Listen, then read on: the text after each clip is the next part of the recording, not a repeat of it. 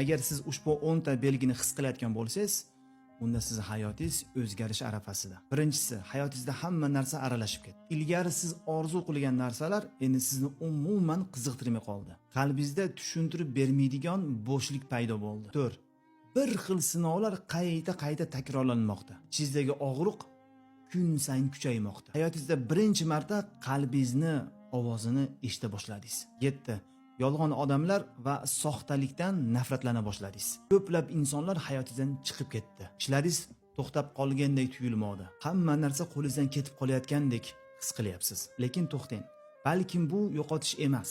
Balkim bu Alloh azza va jalla sizni eski hayotingizni yopib, siz uchun yangisini ochayotgandir. Alloh Qur'onda la yukallifullohu nafsan illa wus'aha.